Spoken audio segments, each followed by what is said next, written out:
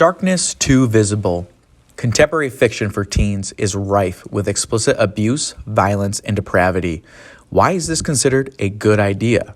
By Meghan Gurdon, June 4th, 2011.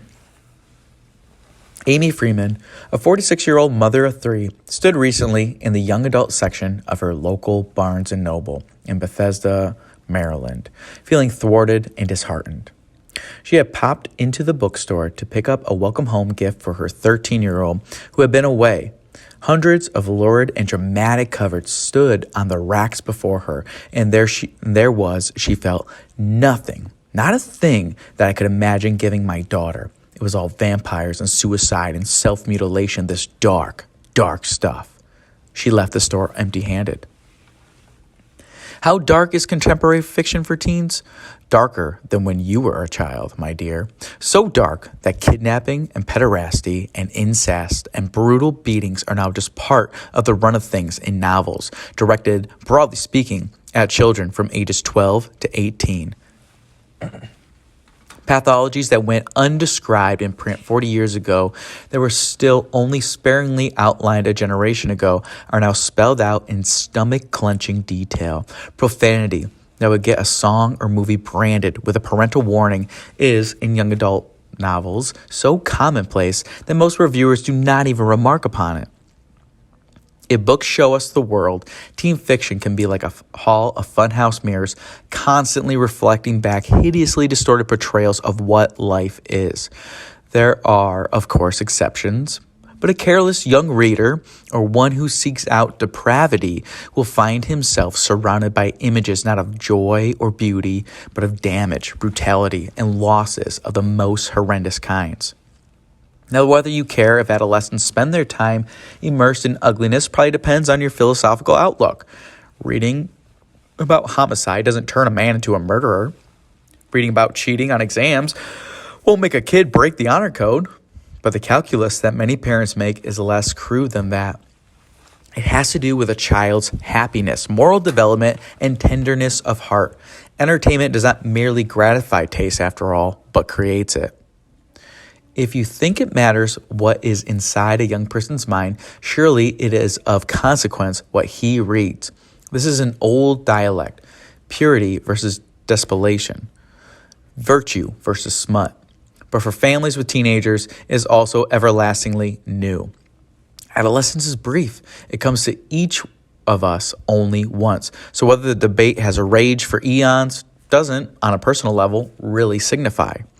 As it happens, 40 years ago, no one had to contend with young adult literature because there was no such thing. There was simply literature, some of it accessible to young readers and some of it not.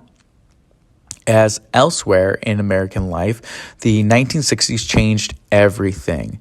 In 1967, S.E. Hinton published The Outsiders, a raw and striking novel that dealt directly with class tensions, family dysfunction, and violent, disaffected youth.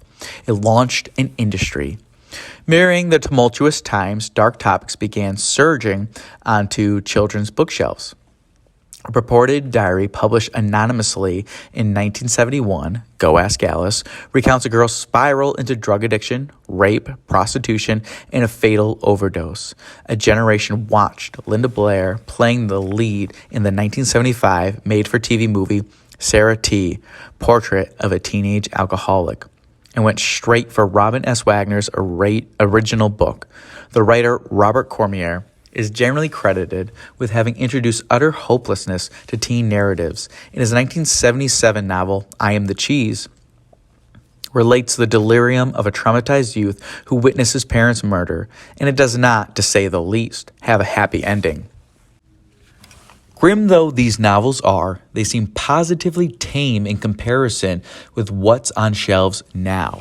In Andrew Smith's 2010 novel, The Marbury Lens, for example, young Jack is drugged, abducted, and nearly raped by a male captor. After escaping, he encounters a curious pair of glasses that transport him into an alternate world of almost unimaginable gore and cruelty. Moments after arriving, he finds himself facing a wall of horrors, covered in impaled heads and other dripping black rot body parts. Hands, hearts, feet, ears, penises. Where the F was this? No happy ending to this one either. In Jackie Morse Kessler's gruesome but inventive 2011 take on a girl's struggle with self-injury, rage, teenage Missy's secret cutting turns nightmarish after she is victim of a sadistic sexual prank. She had sliced her arm to ribbons, but the badness remained, staining her insides like cancer. She had gouged her belly until it was a mess of meat and blood, but she still couldn't breathe. Missy survives, but only after a stint as one of the 4 horsemen of the apocalypse. The argument in favor of such novels is that they validate the teen experience, giving voice to tortured adolescents who would otherwise be voiceless. If a teen has been abused, the logic follows, reading about another teen in the same straits will be comforting. If a girl cuts her flesh with a razor to relieve surging feelings of self-loathing, she will find succor in reading about another girl who cuts, mops up the blood with towels, and eventually learns to manage her emotional turbulence without a knife. Yet, it is also possible, indeed likely, that books focusing on pathologies help normalize them and, in the case of self-harm, may even spread their plausibility and likelihood to young people who might otherwise never have imagined such extreme measures. Self-destructive adolescent behaviors are observably infectious and have periods of vogue. That is not to discount the real suffering that some young people endure. It is an argument for taking care. The novel Scars, a dreadfully clunky 2010 exercise by Cheryl Rainfeld, that school library journal inexplicably called one heck of a good book, ran into difficulties earlier this year at the Boone County Library in Kentucky, but not because of its contents. A patron complained that the book's depiction of cutting, the cover shows a horribly scarred forearm, might trigger a sufferer's relapse. That the protagonist's father had been raping her since she was a toddler and is trying to engineer her suicide was not the issue for the team of librarians re-evaluating the book. Books like Scars, or with questionable material, those provide teachable moments for the family, says Amanda Hopper, the library's youth services coordinator, adding, "We like to have the adult perspective, but we try to target the teens because that's who's reading it." The book stayed on the shelves. Perhaps the quickest way to grasp how much more lurid teen books have become is to compare 2 authors, the original Judy Blume and a younger writer recently hailed by Publishers Weekly as this generation's Judy Blume.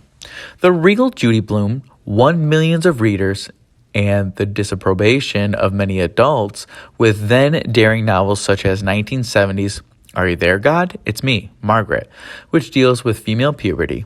1971's Then Again, Maybe I Won't, which addresses puberty from a boy's perspective. And 1975's Forever, in which teenagers lose their virginity in scenes of earnest practicality. Objectionable the material may be for some parents, but it's not grotesque. By contrast, the latest novel by this generation's Judy Blume, otherwise known as Lauren Miracle, takes place in a small southern town in the aftermath of an assault on a gay teenager.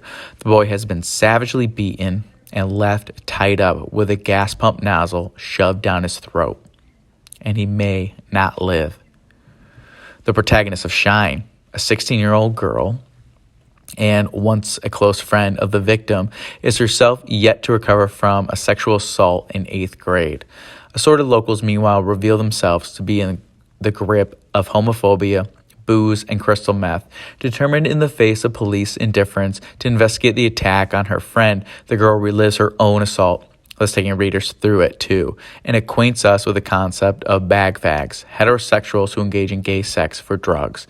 The author makes free with language that can't be reprinted in a newspaper.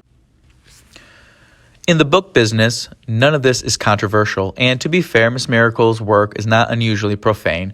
Foul language is widely regarded among librarians, reviewers, and booksellers as perfectly okay, provided that it emerges organically from the characters and the setting rather than being tacked on for sensation. In Miss Miracle's case, with her depiction of redneck bigots with meth-addled sensibilities, the language is probably apt.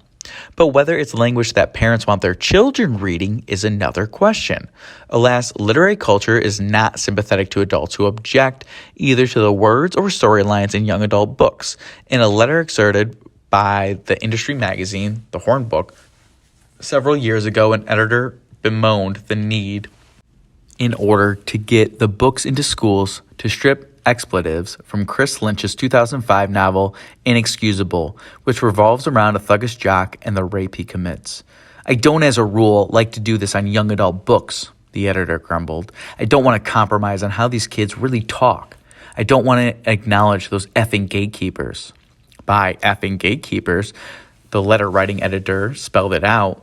She meant those who think it's appropriate to guide what young people read in the book trade. This is known as banning. In the parenting trade, however, we call this judgment or taste. It is a dereliction of duty not to make distinctions in every other aspect of a young person's life between more and less desirable options. Yet let a gatekeeper object to a book and the industry pulls up its petticoats and shrieks censorship. It is, of course, understood to be an act of literary heroism to stand up against any constraints, no matter the age of one's readers. Ms. Miracle's editor told Publishers Weekly that the author has been on the front lines in the fight for freedom of expression. Every year, the American Library Association delights in releasing a list of the most frequently challenged books. A number of young adult books made the top 10 in 2010, including Suzanne Collins' hyper-violent, best-selling Hunger Games trilogy and Sherman Alexie's prize-winning novel, The Absolutely True Diary of a Part-Time Indian. It almost makes me happy to hear books still have that kind of power. Mr. Alexie was quoted saying, "There's nothing in my book that even compares to what kids find on the internet." Oh, well, that's all right then. Except that it isn't. It is no comment on Mr. Alexie's work to say that one depravity does not justify another. If young people are encountering ghastly things on the internet, that's a failure of the adults around them, not an excuse for more envelope pushing. Veteran children's bookseller Jewel Stoddard traces part of the problem to aesthetic coarseness in some younger publishers, editors, and writers who, she says, are used to video games and TV and really violent movies, and they love that stuff. So they think that every 12-year-old is going to love that stuff and not be affected by it. And I don't think that's possible. In an effort to keep the most grueling material out of hands of younger readers, Mrs. Stoddard and her colleagues at Politics and Prose, an independent Washington, D.C. bookstore, created a special PG-15 nook for older teens. With some unease, she admits that creating a separate section may inadvertently lure the attention of younger children, keen to seem older than they are. At the same time, she notes that many teenagers do not read young adult books at all. Near the end of the school year, when she and a colleague entertained students from a nearby private school, only 3 of the visiting 18 juniors said that they read YA books. So it may be that the book industry's ever more appalling offerings for adolescent readers spring from a desperate desire to keep books relevant for the young. Still, everyone does not share the same objectives. The book business exists to sell books. Parents exist to rear children and ought to be daunted by cries of censorship. No family is obliged to acquiesce when publishers use the vehicle of fundamental free expression principles to try to bulldoze coarseness or misery into their children's lives.